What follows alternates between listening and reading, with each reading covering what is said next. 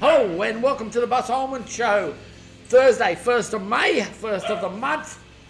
Great to be back with you. Quick turnaround in the shows, but getting ready for Magic Round. I think you shut up, you got already starting. Fuck, kids. Anyway, Magic Round starting up in Queensland, heading up to watch the Roosters play tomorrow night. I want to be all around it. The Bus Hollman Show, remember, got me on YouTube now, Apple Podcasts and Spotify. So make sure you subscribe. When they say all that, subscribe, and I don't know what the fuck that means.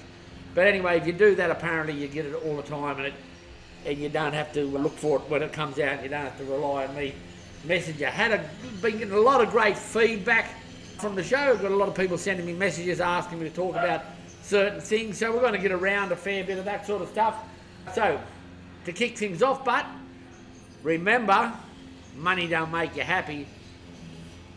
Better put big titties on your missus. So let's kick things off. We've got all the usual things. Bus's top five. We've got our craft beer, last week's games, what Bus been up to, what's pissing Bus off, a little bit about politics. Election day is Saturday, so we're going to touch on the liar and the lodge again. I know we pick on him all the fucking time.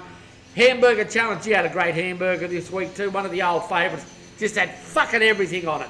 Down at the Wobbly Chook. I had that in Yamba during the week. A bit of random shit. What's coming up for Bus. All the old usual things. Me top 5 things this week. I've got me top 5 rugby players that I've played with that aren't from Bourke. So top 5 rugby. It might surprise you of a few. But yeah, my top 5 rugby players that are not from Bourke that I've played with. And I've chucked a double in because I'm also going to put in my top 5 league players that I've played with. So a lot of different areas, so you've got to remember what they are. This is my top 5 league players that I've played with. But anyway, we've got to get the ball rolling. Craft beer time. One's been around for a little while. It's the goat beer. Okay, Mountain Goat. I've seen it around in the bottle shop for a while. I've never had a go at one at 4.2% alcohol. They also make a low-calorie one in these, but I couldn't find it. If I got low-calorie, I could have drank more, but made in Melbourne, it is. Got a few falling out here. I'll take 2 out because I'll fucking drink 2 straight away. Let's have a look. Let's have a look at the Mountain Goat. They say when it's advertised, a very enjoyable beer. No shit. How is he going to say, drink this beer, it's a fucking horrible beer? Why don't you have a go at this beer? You mightn't like it, but some will. No, it's called Mountain Goat Beer, a very enjoyable beer. So we'll get on to the Mountain Goat Beer and give it a bit of a go and see what it's like. Let's give him a pour. Oh yeah, very nice, looks very nice. Very golden, beautiful white head. Very sparkly indeed. Oh, for a lager, it's a very fruity smelling beer. Let's see how the first one goes down. Well, nice. It hasn't grabbed me yet. It's not something I want to go, whoa. But it's all right. I'm going to have a few more to make sure it's all right. But it's funny, the fruity taste in it it's a very tropical fruit taste. You know what I mean? That's funny, but it's not like your big, strong fruit taste. It's a very tropical fruity. I don't know. I wonder what sort of hops they use in that. It's a different type of taste for a lager. Not overly fruity, but not too fruity. It's for a beer that's made in fucking Melbourne, it's actually very fucking tropical. So a very tropical blend about it. But yeah, look, I'm going to say it's not brilliant, but it's all right. Anyway, let's get on to the show. We'll see how that beer goes as we go through the show. Mountain Goat from Melbourne. A very enjoyable beer, that's what they say. So let's get into the Bus Hollman Show. Kick things off. See how we go. We'll rate that beer at the end of it. Giddy up. Yeah, last weekend's game was very interesting. We've seen the Tigers surge after having a very difficult week. Put that down to fucking Benji, by the way. I know Lockie Galvin, got to give him a bit of credit. The man stood up and had a go. And I agree what Raphael was saying. Bud said he looked like he was enjoying his footy. Yeah, he did. He looked like he was enjoying his footy. But gee, you've got to give a lot of credit there to Benji. You hear this dog barking? I'm going to get out there and I'm going to drop kick this cunt over the fucking fence if he don't shut up. This little fucking Benji. I tell you what, I got told not to buy a Jack Russell. I got off my mate Slapper, the Colgoa cowboy. And he said, Buster, you're going to have a lot of trouble with your dog. He said, your missus will love it, you'll hate it. And he was fucking this little barking cunt, and he chew up everything that's on the fucking ground. Everything. And he side-eye me. He sit on my wife, Renee, and he look over at me when I'm sitting in my lounge chair, and he like rest his head down, and he look up, he give me a little side-eye, he's like, yeah, I'm resting on that Renee, and you're not getting it. Yeah, I'll get the cunt when I cartwheel him over the fucking fence in a minute. Here's to the goat. Goat's, it's grown. You sit down, you cunt. Yeah, I like that. It's grown on me. It's definitely grown on me. Yeah, Tigers, had a bit of a surge. Great game too. Fuck, it was a good game to watch. Penrith crash again. Jeez, I never saw that coming. I thought, dead to wonder, Penrith got returned a corner and they were getting on a roll. Look, I think you can say Penrith are definitely out of the top four contention. But fuck, I'd hate to see them finish 7th or 8th. I reckon they'd cause a fucking stir in it. Roosters win again.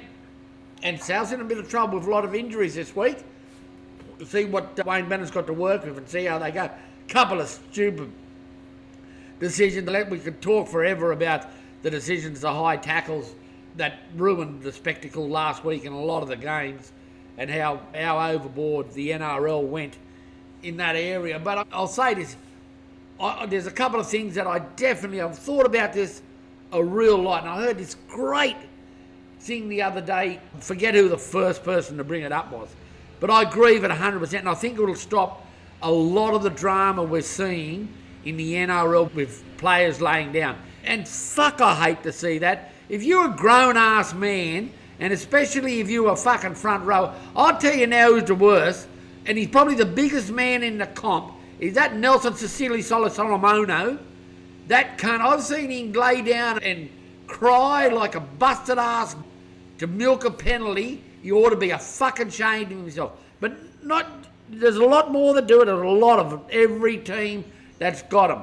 But there's a couple of teams that don't have their players lay down, and people should respect that.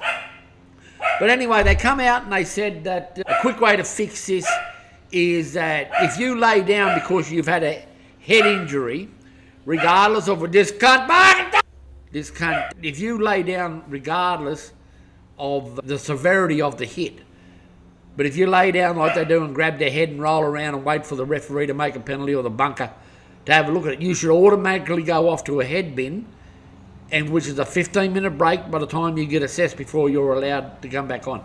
Now you need to think about that, because I think that would work. That would literally stop these players laying down to milk a penalty immediately. It would stop it within the first game of that being coming in. And here's the other thing. I'm starting to get real pissed off with blokes like Gordon Tallis, the no-ass cunt, that they go on about, we've got to protect their heads and they've got to change their tackling style. And they've got to do this, and it's up to the players. They've just got to bend a little bit lower. Mate, you can't do that at the speed that the game is going at. It is impossible for players to do that. Now, go back to when they took out the punching, and it was automatically, if you punch, you automatically sin bin off for 10 minutes. That's a straight out rule, really easy to follow. There's no accidents in that.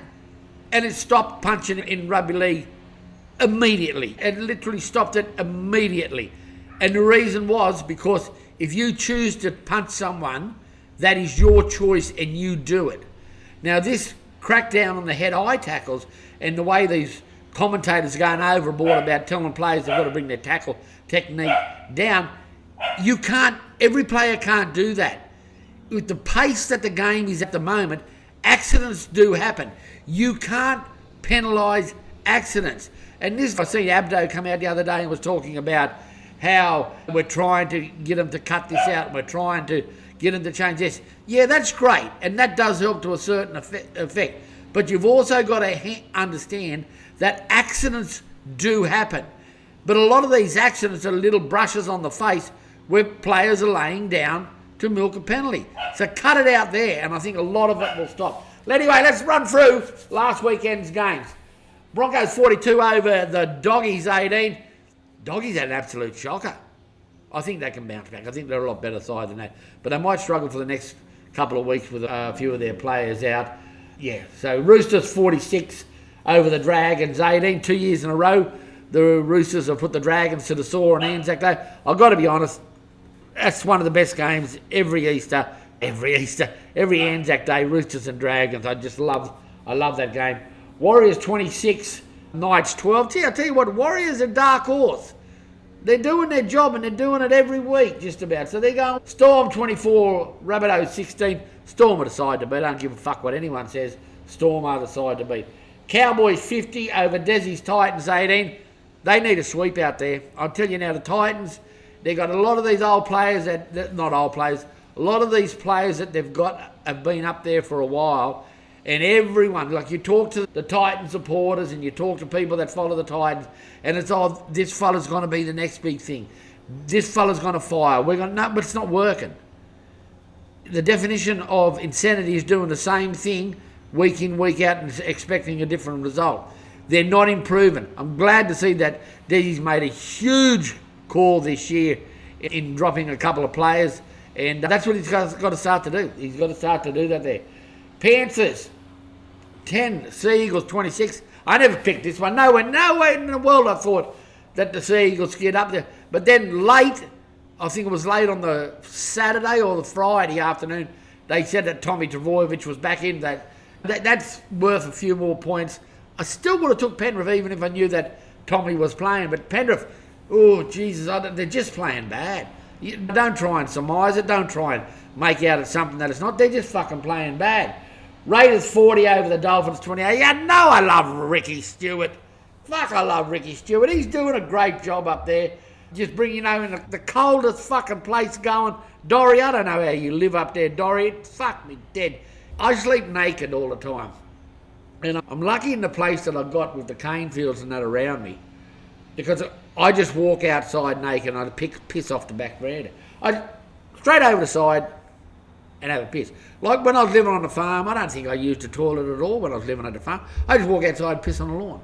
And that's why I can never live in town, because of the way I piss. I could never live in town where there's got neighbours all around me. Because I think that I'd have the police around visiting fairly often. So why I'm bringing that up, I'm just thinking, if I lived in Canberra and walked out, freeze your balls. Fucking freeze your balls. There's no way I could live there. But the Raiders, watch the Raiders. A couple of years ago they had that season where they went through and challenged for the grand final. And I don't know, I just got a feeling about the Raiders maybe building towards something.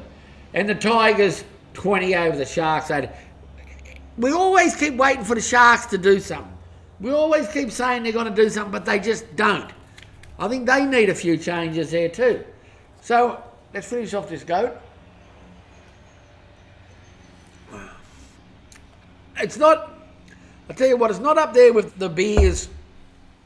It's not up there with the beers that I've had lately, a few of the craft beers that I've had. It's definitely not up there with them. But it's all, no, I'm kidding myself. I'm sorry.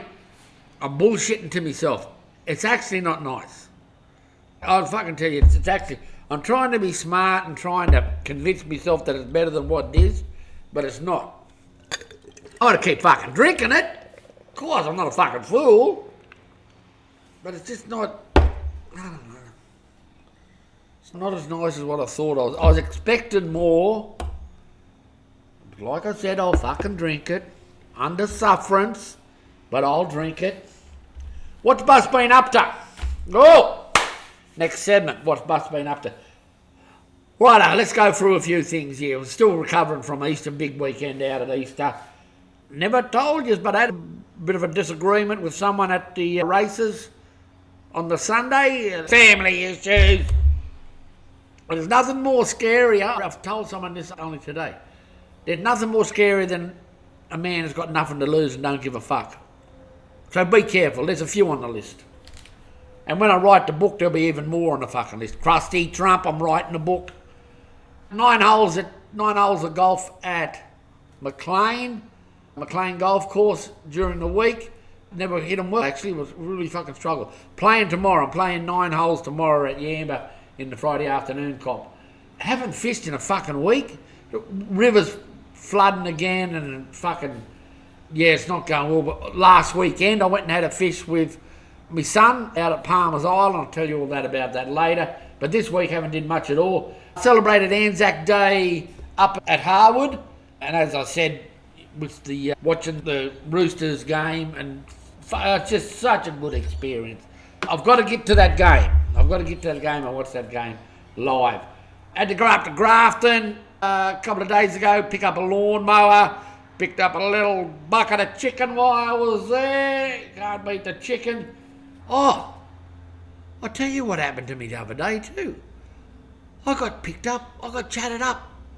Going from a morning walk out on the break wall at Yamba, and I've been speaking to this lady a little bit. No, I don't want you to think that I'm doing that. I'm just saying hello. She likes my dog, and she always says how she likes Benji and that. And anyway, she pulled me over, and I talk about the weather and shit like that.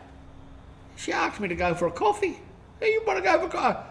I politely declined, but then I thought, knowing my mad missus, the fucking mad Taylors, this might have been a plant. She might be setting me up, because you read about that shit, how they set you up and test the husband out and all that sort of stuff. So I come straight home and fucking told her.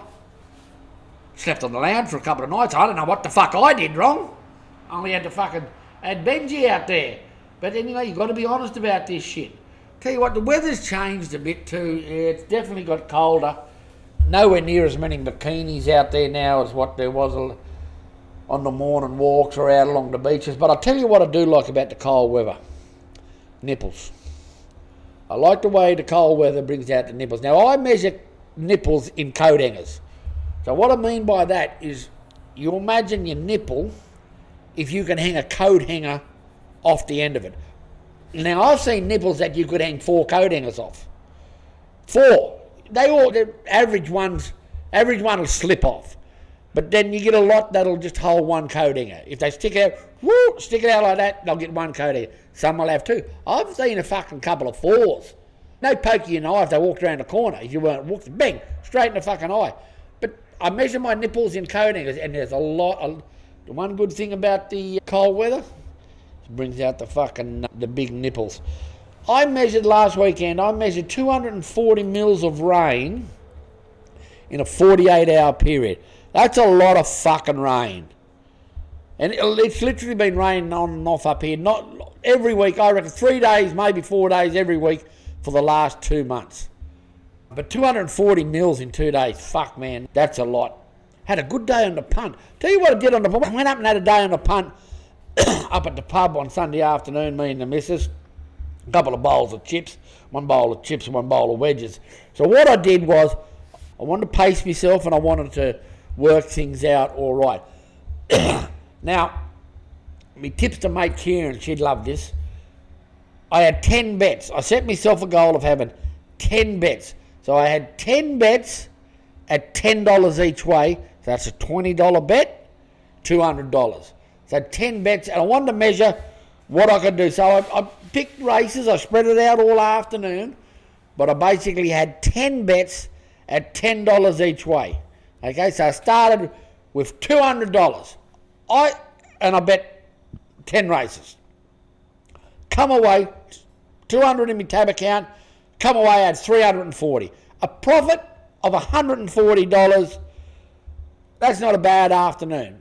The 20 schooners really ate up that $140 profit and a couple of bowls of chips. But I thought that was good. I just tested myself how I'd go there with that $10 each way. Yeah, $140 profit I marked. Got up to the markets a bit, farmers markets at Yamba.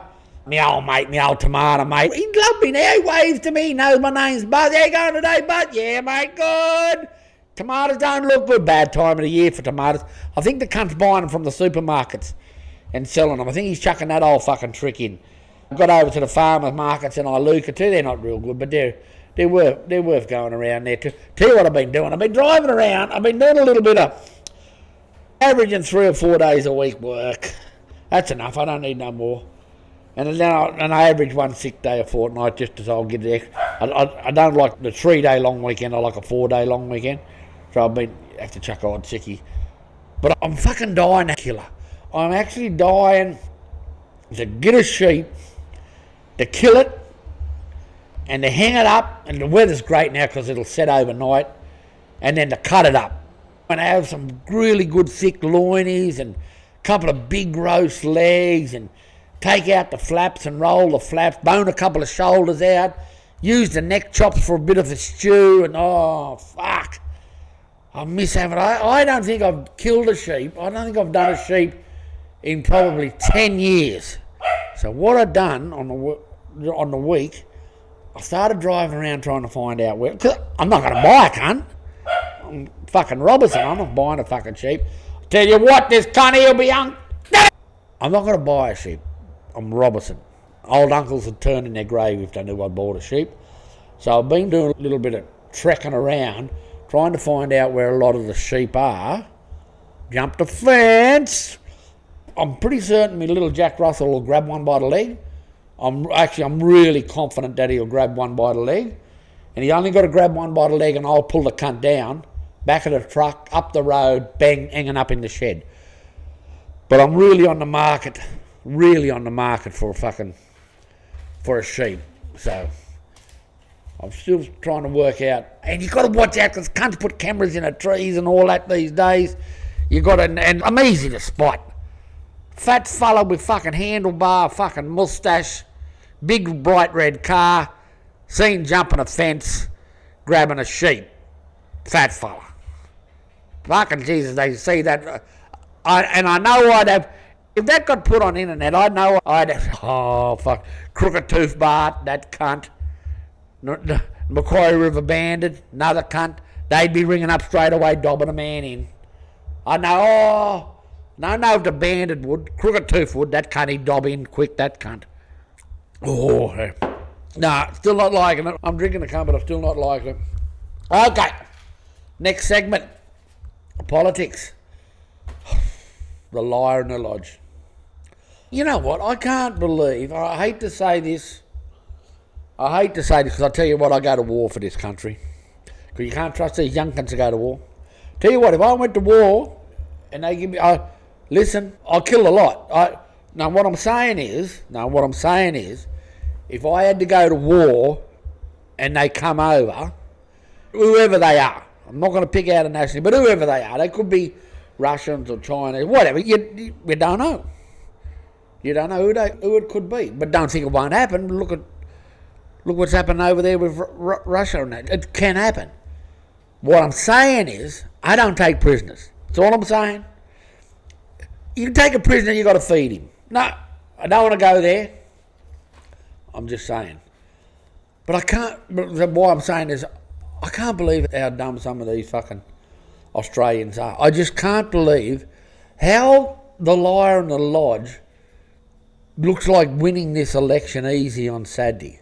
I'm still praying for a coalition win, but I can't see it happening. But how he can get in with the lies that there's not one thing that he has done that he said he was going to do prior to the last election that he has come through. We've got all these people in Australia, it's fucking across the board, it's everyone. They're all complaining about how hard they do it. They're complaining about power. They're complaining about the food. They're complaining about fuel. They're complaining about housing, immigration, everything. Yet he is still leading the polls. I can't work that shit out. Another thing is, like seriously, everyone I talk to and everywhere I go, no one says they're voting for Labor. Why are they leading? Is it all the polls that they do, are they based in the city? And all these dumb city cunts, they want to vote for Labor because they think it's fucking, I'll support Labor and the Greens and we're going to get the solar power and we're going to save this and save that. No, fuck you motherfuckers. It's fucking hard out there. I'm working 4 days a week. I'm supposed to be retired now. I'm supposed to be sitting back and I've got to fucking work. And I tell people, why would you not support a government? Just as one thing. Dutton says if he gets elected tomorrow, 25 cents a litre off the fuels. Bang, straight away. Bang, 25 cents a litre cheaper. Think about it. How does that save you? I think the other thing that pisses me off the most about Albo is that the lies that he tells, and he's not getting challenged. I've noticed in the last week, literally only the last week, where his lies have become that blatant, that some of the mainstream media are starting to call him out. And tell me something. When's the last time you heard him actually answer a question? Answer the question that's asked. Not go on this random shit that he fucking talks about. Seriously, I just can't fathom that you would support this bloke. Had an argument online. I'm not doing it no more. I've actually made a commitment. I'm not going to argue online with people anymore. But anyway, someone I know wrote on social media, and this is how I've told you fucking weeks ago on my podcast. I told you, read up on your stories, check what they're talking about. Don't, just because it's on Facebook, don't believe it. Do your homework, do your research.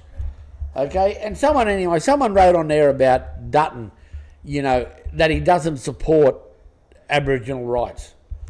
And their reasoning was, and I should have saved the post so I could have read it out to you, but it was like, this man doesn't stand in front of an Aboriginal flag.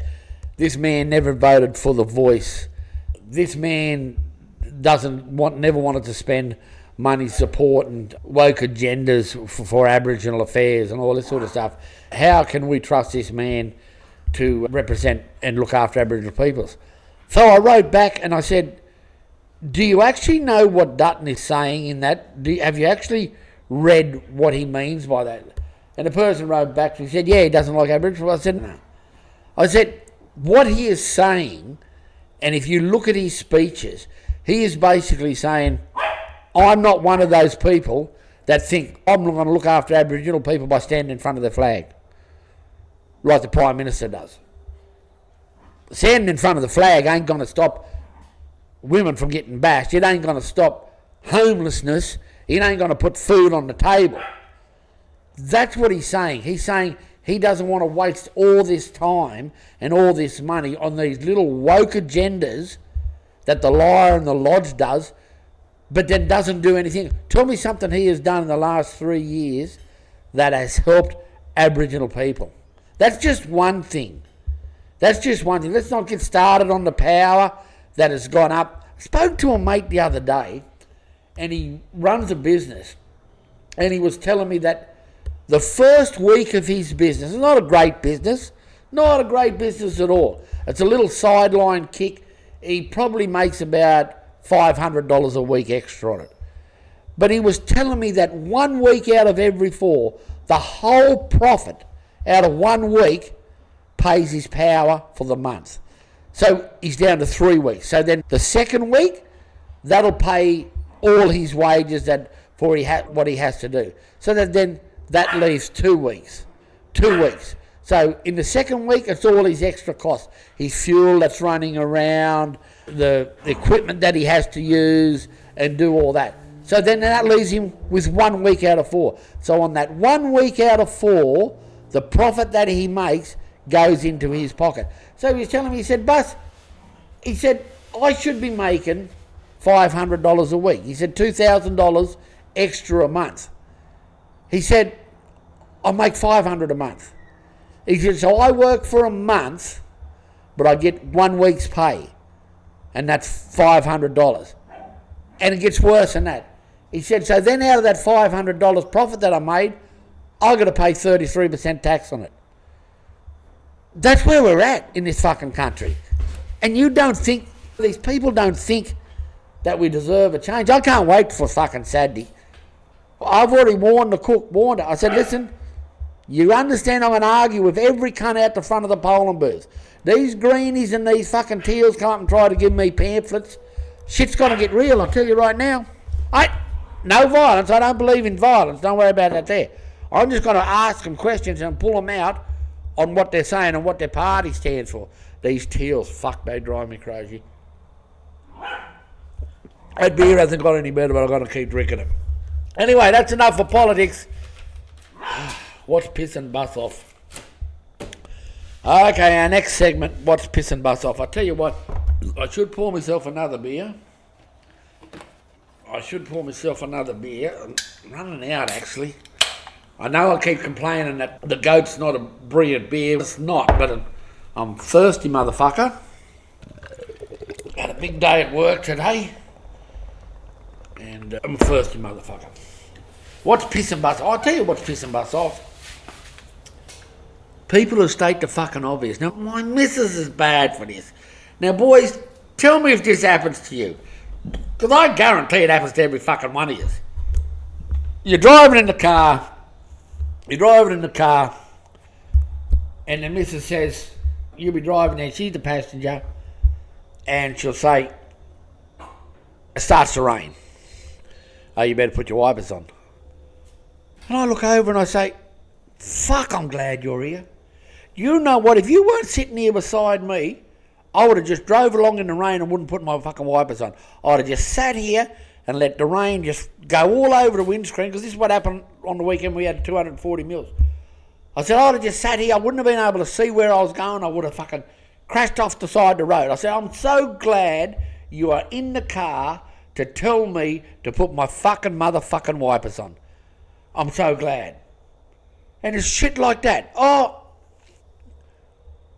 watch out for the tree up there on the side of the road. Oh, gee, I'm glad you're in the fucking car. If you were not in the car, I'd have run into that fucking tree up there. I'd say, oh, do you good one? And there's the cunt here. I went into work the other day and it was fucking pissing down rain. And one of the blokes I work with, we were talking about the rain, and we're driving around the golf buggy and talking about how hard it's raining. And anyway, we pulled over and we talked to someone. I can't say. Anyway, we talked to someone and they said, fuck this rain, fucking wet. And I looked at my partner, did he just say it's wet? And then I looked back at him and I said, yeah, fucking usually is wet. People that state the fucking obvious. Like the person, you talk to someone and, oh gee, it's windy. Yeah, look at me, my hat just fucking blew off. Of course it's fucking windy.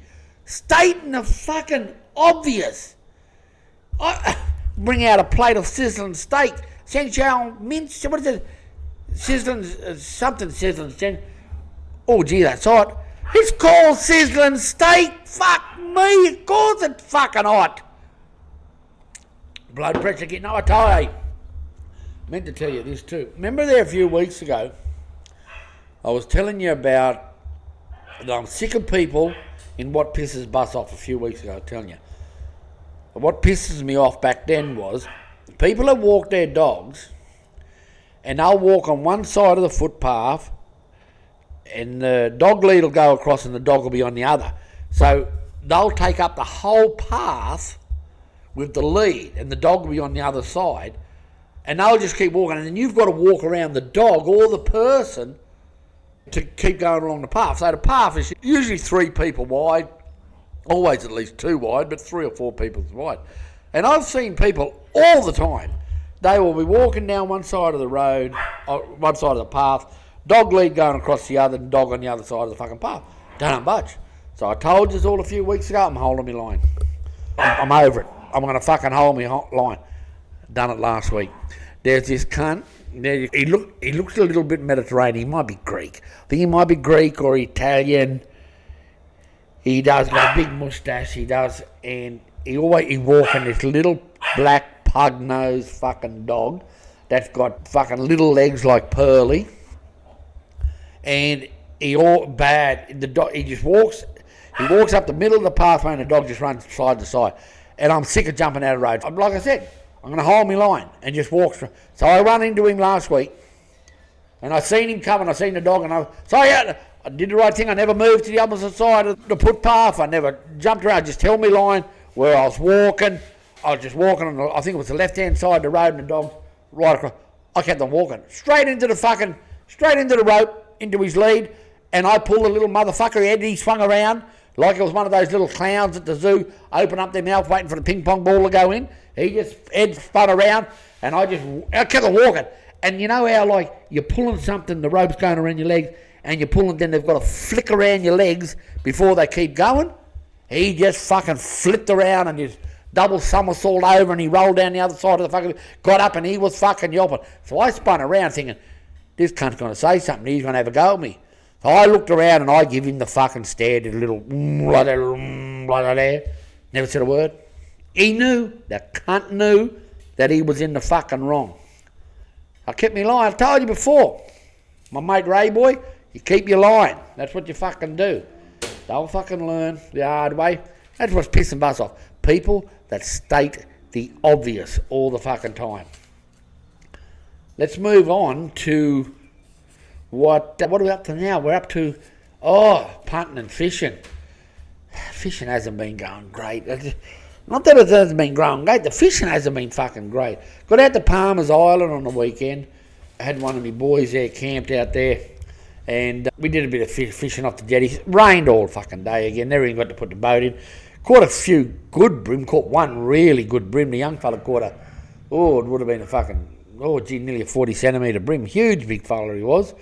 And caught a huge eel too. I know we always catch eel, but this was a fucking big eel it was.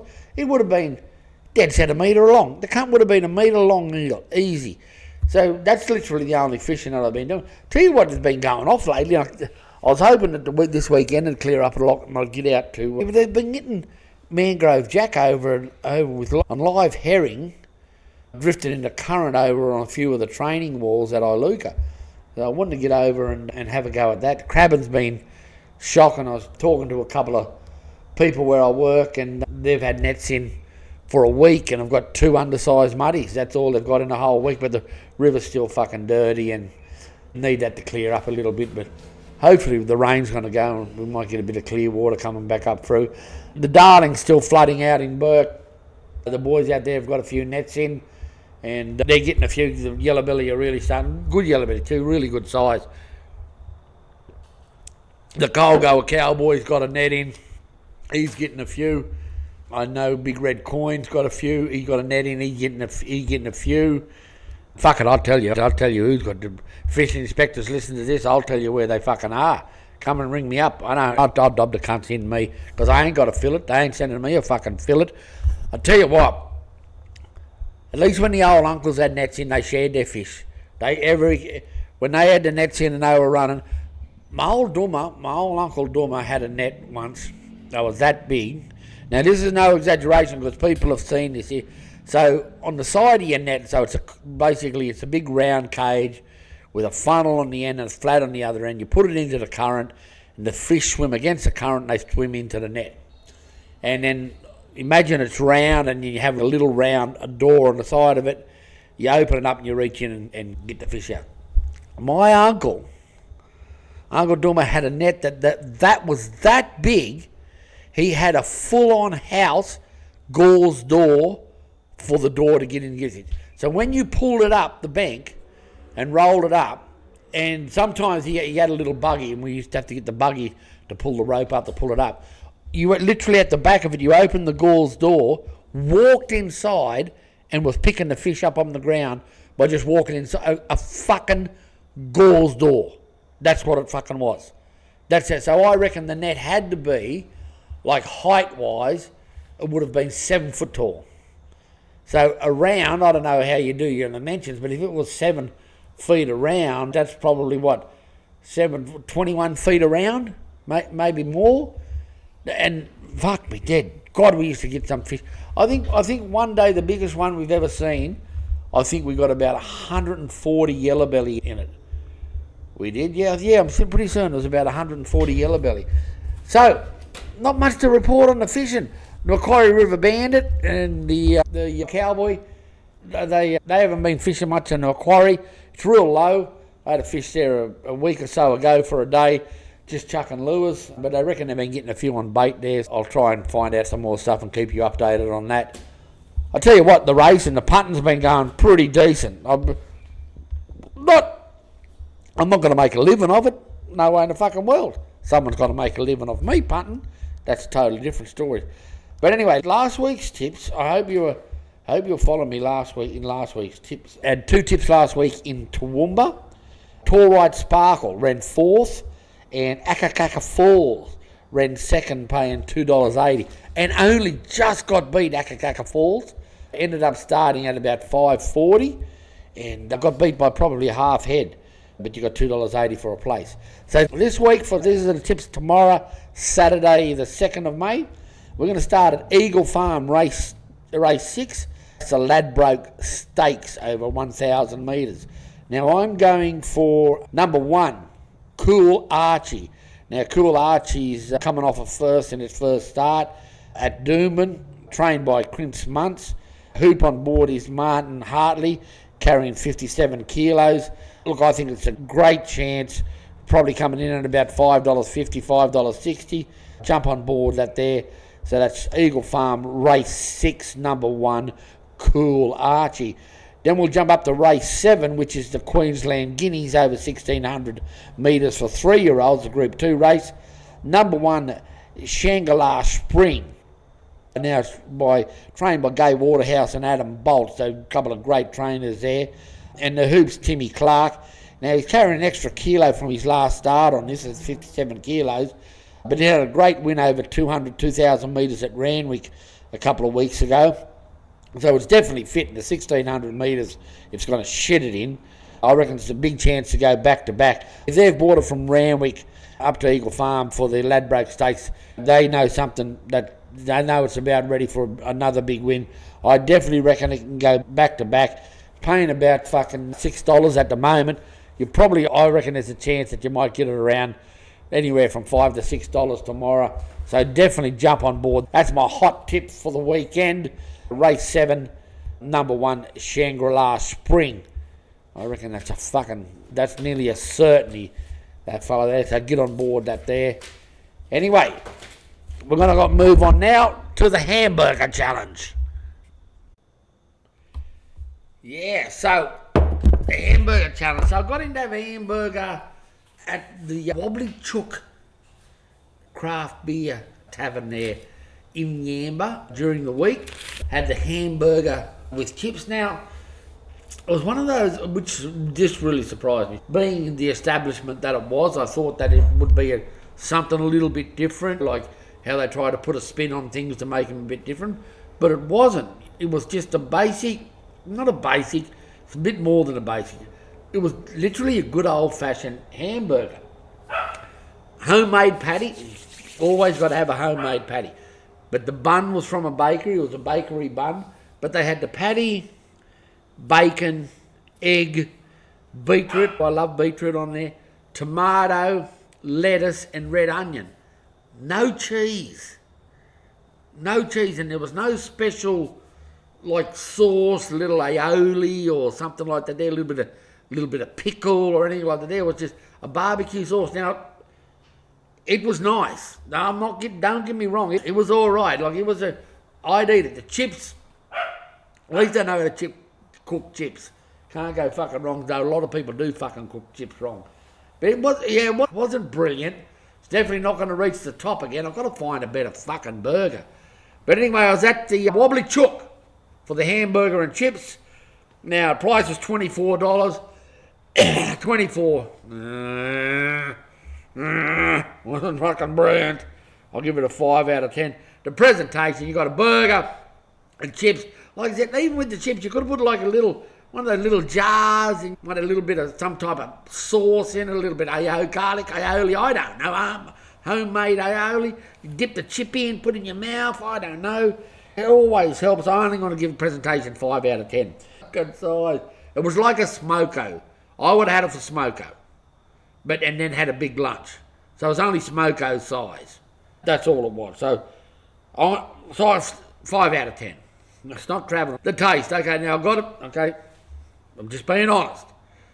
You can't complain about the taste. For what you got, it tasted like what you got. It was a good, solid smoko hamburger, nothing flash. It was well cooked, seasoned, tasted okay. Can't complain about the taste. 7 out of 10. Hamburger experience. You're at the Wobbly Chook. Great beer. I haven't done a Chook beer yet. I drink the Yamba Ale when I'm in at Yamba. It's a mid-strength beer that they do. It's a really nice beer. Better than this fucking goat that I'm fucking drinking, I can tell you.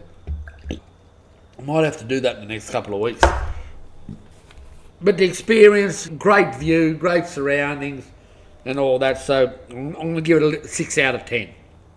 I give it a grand total of 28 out of 50. It was there. Only just better than middle of the range. So yeah, but good food.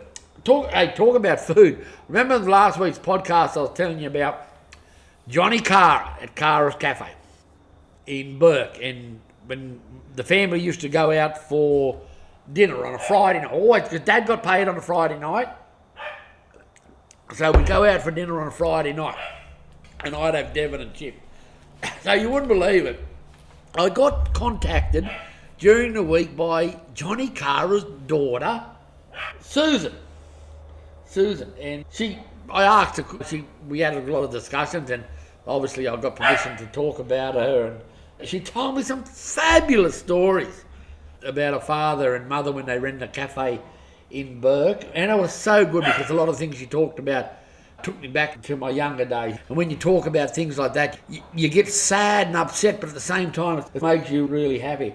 One of the funny things she told me, she said that she reckoned she had the best breakfasts ever. They used to live out the back of the cafe, and I know I've got an old photo lying around somewhere of my old man when he was a mechanic, and we used to go and do a bit of a work on this old Holden HT. I think it was a 1969 HT, and my old man used to go around and work on it in the backyard at Johnny Carr's place, in the back of the cafe. Anyway, she was telling me that for years she had the best breakfast. She said she reckoned she was the only kid that went to school on a full stomach.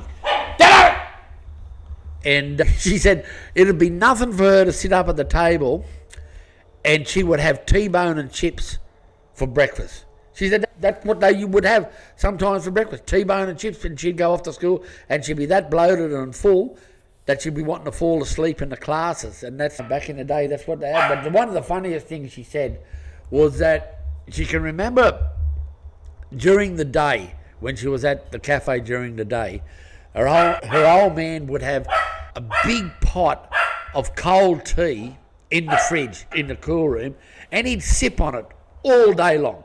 He'd sip on the cold tea all day long. And she said when she got quite older, that she went into the cool room one day, and her mum used to drink tea also, but Mum would always have hot tea off the stove, and Dad would always get the cold tea and drink. And she said, I don't know how, she was telling me, she don't know what brought it around, but she smelt their teas one day, and she said her Dad's tea smelled a little bit different. And then she had a taste of it, and she said, don't worry, her Dad's tea tasted a fucking lot different to her Mum's tea.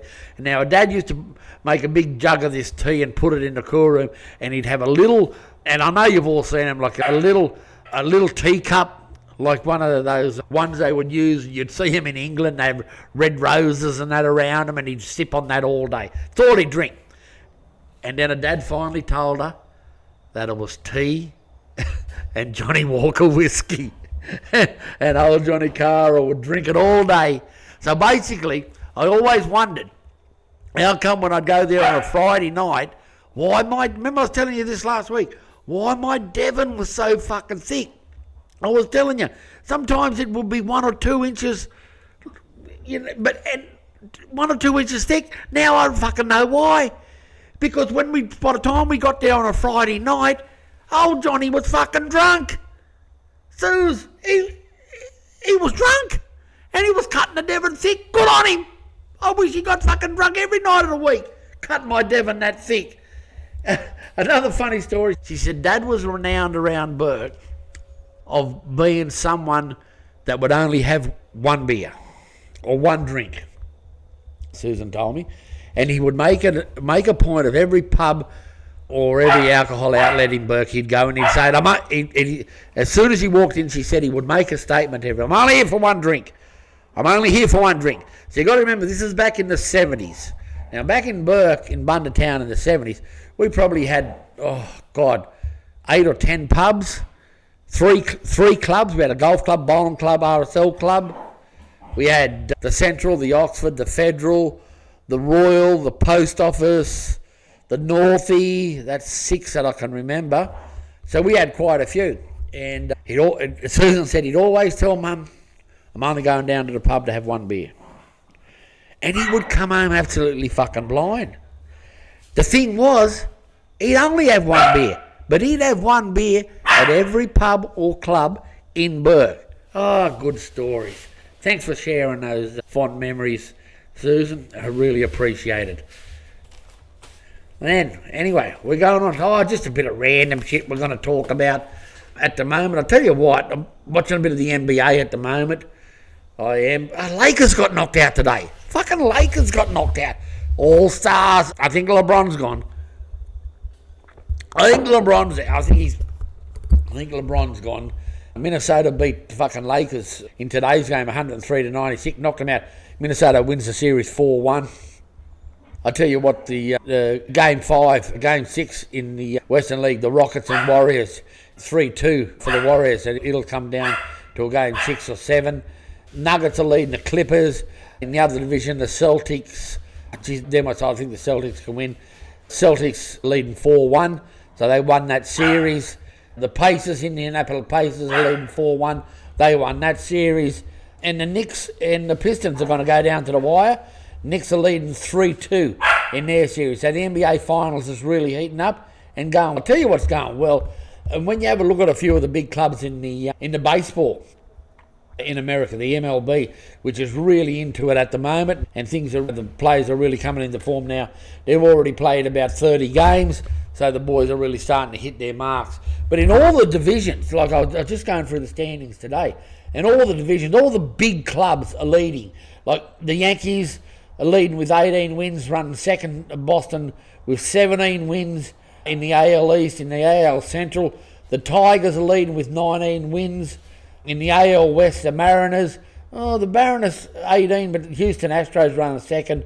They're on 16 wins. New York Mets, 21. They're leading the whole of America with 21 wins. And I tell you what, if you're Met fans, don't start too early. Long way to go. Phillies running second in that division. In the NL Central, my old side, the team that I support, Chicago Cubs leading with 16 wins. And of course, the favourite for the last 4 or 5 years, the LA Dodgers in the NL West.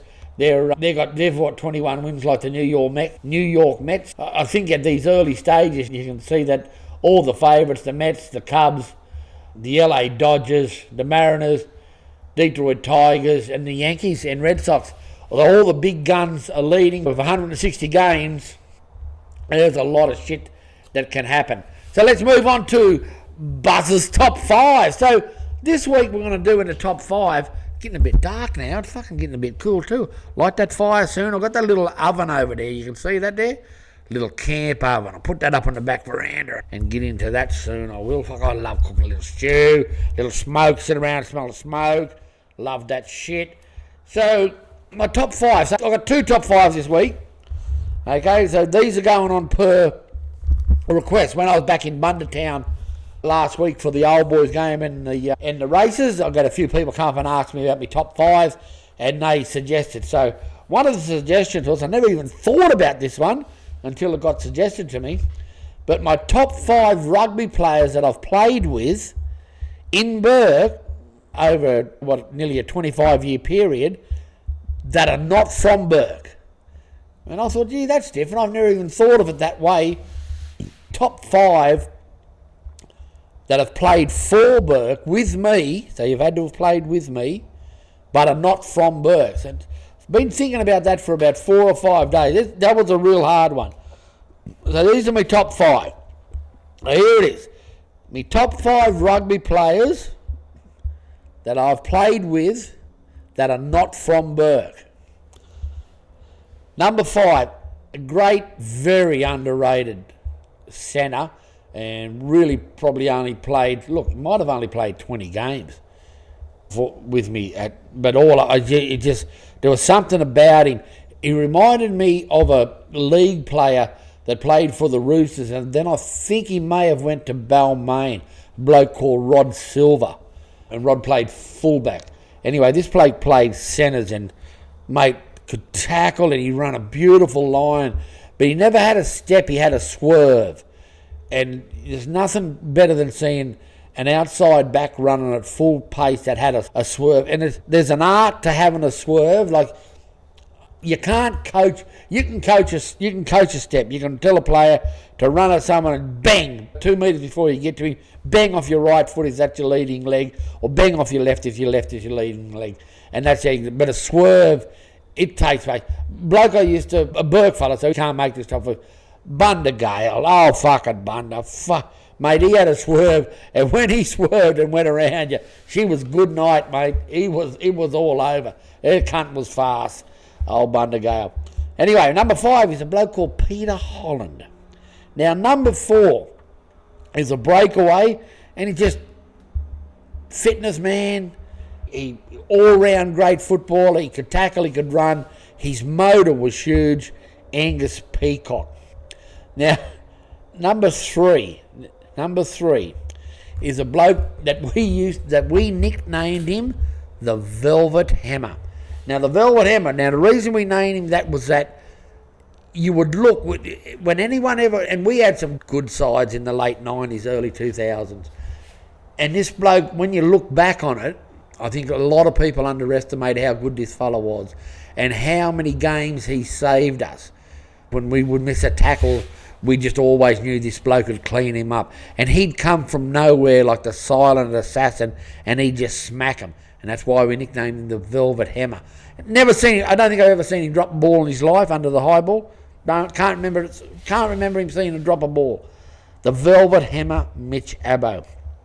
Number 2. When I say this fella's name, a lot of you say, I never even forgot about him, never even realised he played for Burke. But I played with this fella for 3 years. In his book, Wally Lewis, at the end of Wally Lewis's career, Wally Lewis is my number 1 footballer ever that I've ever seen. Wally Lewis is number 1. Anyway, in Wally Lewis's book, probably the most capped footballer in Australia, and immortal in rugby league. Wally Lewis wrote about this bloke. He's the most classical outside centre I've ever seen or ever played with. Now, Wally played with this bloke on a Kangaroos tour. It was the schoolboys undefeated, Australia's first ever high school open schoolboy rugby tour to England, and they went through undefeated. There was names like rugby league names. There was names like, I think, Ray Price, Wally Lewis, Michael O'Connor, just 3 that I know. But the other 3 blokes that were on that tour were the 3 Ellas. And one of those was Gary Ella. And that's who Wally wrote about. The most classical outside centre he has ever seen or played with, Gary Ella. And I had the fortunate experience to play with Gary for 3 years. We had a bloke called Bernie Davis. Bernie would play on the wing. Gary would play inside centre. And I remember at training, he would just say to Big Bernie, he'd say, Bernie, I need you to be on the quarter line, 1 foot from the fucking touch line. Don't matter what happens, I'll put a ball on your chest. And bang, it would be there, bang on his chest. Unbelievable player. And and I remember when he played in Burke, he come out to Burke to run an Aboriginal organisation called ATSI. And the reason he come out was because he'd done his knee, and back then, so this is in it's the early 1990s, real early, 91, 92. When you did a knee back then, you were out for 18 months. So when he'd done his knee, he needed to do something. So he came out to Burke, and he got better after 1 year and ended up playing and coaching a couple of years of rugby. So that's how come he ended up in Burke. Now, why number 1? Because a bloke called Chris Johnson is number 1. Now, Chris Johnson was a 5'8" school teacher. Best player I've ever played with, ever. And probably week to week, one of the best players I've ever seen. There was nothing this man couldn't do. He was that good, he never realised how good he was. There were no tickets on him. It took everything for me just to keep him playing each week. And the only reason I could keep him playing each week was come Wednesday or Thursday, end of the week, when he wasn't feeling his best and he was, I don't want to play again. I'd talk about how drunk we could get and how stoned we could get after we win on Saturday. He was the only player, I jumped the gun a bit then, there was 2 players. And the other players in my top 5 Burke players, and we'll talk about him in another couple of weeks. I won't mention his name now. But he's one of only 2 players where they literally could score at will. Now, I need you to think, if you're a footballer, I need you to think about it. He could score at will. I could not tell you the amount of games where I would go up to Chris during a game and I'd say, gee, mate, I said, we're fucking falling behind here. They're starting to catch us. We need to do something. I need you to do something. And he literally would score off the next play. Or he would put someone. It was like he could do whatever he wanted when he wanted, and it just needed someone to tell him when to do it, because he never cared. And I don't mean that in a bad way. He played footy for fun. That's all it was. But, mate, special. He was special. So he's my number 1 footballer, not from Burke, that I've played rugby with, Chris Johnson. Wasn't a good school teacher, but he fucking could play footy. This week's games. Let's go on to this week's games. Before we wrap it up, we don't want to go too long. I think we're already going a little bit too long. Anyway, this week's game, it starts tonight with the Women's Origin. I think New South Wales will get up in the Women's Origin. I'm really looking forward. I love the Women's Rugby League. I reckon they're doing a fucking tremendous job at the moment with the Rugby League. So looking forward to that. But, I think the Blues can get up over the moon. They've got to reschedule that game. It's had a fucking shocking time. But anyway, Magic Weekend kicks off around 9. Sharks and Eels up at Suncorp Stadium. I reckon the Sharks will get up in that. They definitely need to win. But, geez, I tell you what, when you look at it on paper, especially the way Mitchell Moses played, and didn't he make Dylan Brown look good? He brought Dylan Brown out of his shell. Yeah, Parramatta could give it to him, but I'm pretty certain that the Sharks will get up. Roosters and Dolphins at 8 o'clock on a Friday night. Dolphins have troubled us. Don't worry about that. The Dolphins have troubled us. And, geez, I'd love to see Sandon Smith have another. He needs to back. This is the trouble. This is one of the reasons why the Roosters keep looking around for another 3/4, is because Sandon Smith's got to do it week in, week out. And after last weekend's game, fuck, I hope he can. Egan Butcher's back this week for the Roosters. Spencer Lunia's in the starting side. I think we'll go. I don't think Dominic Young's going to make it for a little while. He may have even played his last game for the Roosters, to tell you the truth, Dom Young. So, anyway, I think the Dolphins will get a few Origin players in this week, by the way. So, the great Mark Nichols is in the starting side. But I reckon the Roosters will get up over that. Rabbits and Knights. Look, I think the Rabbits they're struggling. I think they've got no ball players at the moment. They're really struggling to get some combinations happening. The Knights, on the other hand, need a win to stay in touch, because they can't score fucking points. The Knights at the moment. They got one of the best attacking weapons in the whole comp, and he can't get the ball over the fucking line, Kalen Ponga. He needs support, that fella, in a big way. This is a good game. I'm going to edge to the Knights in this game. Warriors and Cowboys, another fucking good game.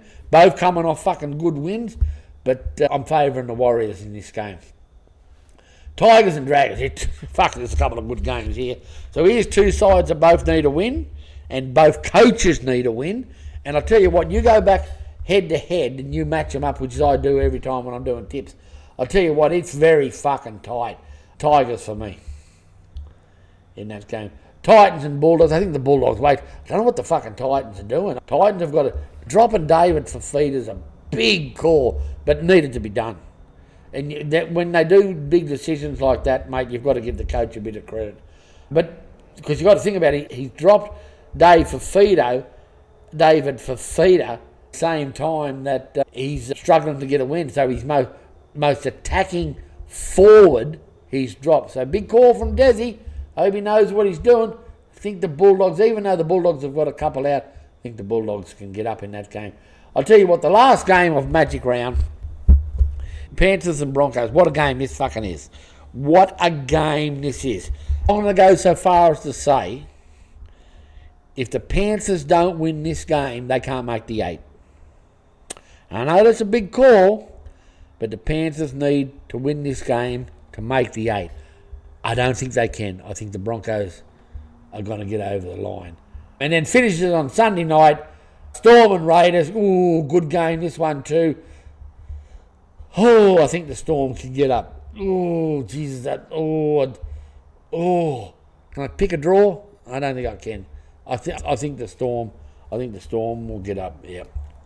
Good Magic Round. I'll tell you a little bit of random shit talking about league. Les Kiss, the new Wallabies coach. Good on you, Les. He's done his hard work. He's been around a lot of clubs. I think he's done his time. He's in his prime. Give him a go. He can't be any worse than the country we had. But no, I think I'm right behind Les Kiss. I hope he can do something to get us up. What Bus is up to last episode? Last spot on the podcast. What's Bus up to this week? I don't know. I know I'm playing 9 holes in the Friday afternoon comp tomorrow at Yamba. I'm going up to watch the rugby at Ballina on Saturday. Got a vote Saturday. I might get over to Shark Bay and do a bit of fishing in Shark Bay on Sunday or Monday. I've got to work 3 days next week. Fuck me. So unless something else comes up, that's all Bus is doing. So I'll catch up with you next week. Punching them out pretty quick now, the old podcast. So keep in track. Remember, I'm on Spotify, YouTube, and Apple Podcasts. So make sure you like, subscribe, share it to all your friends. Check it out. Remember, chicks dig scars, pain goes away, but glory lasts. Whoa!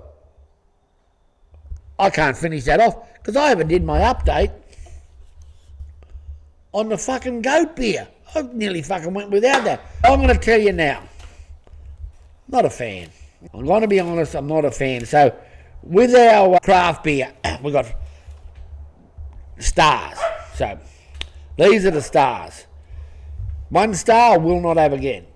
2 stars I would drink it to fit in. 3 stars, yeah, I'd order it again if it was there. And my other favourite beer, which is Great Northern, wasn't there, Blackfish, I'd order again. 4 stars, I could go deep on this. This is one of those beers where it's a fucking... I'd go in there and I'd drink the cunt all afternoon until I got maggot. If you got 5 stars, yeah, baby. This is my Sunday afternoon beer. Put Charlie Pride on. Anybody going to San Antonio? Bus is getting deep and getting fucked up. But the old goat beer, I'm sorry, it's my 2-starer. I'd drink it again to fit in, but that's about all. I'd also drink piss if it had peppermint flavour. Yeah, 2-starer for the goat. Not a good one. I've had a lot better. Giddy up. Take care, everyone. See you next week.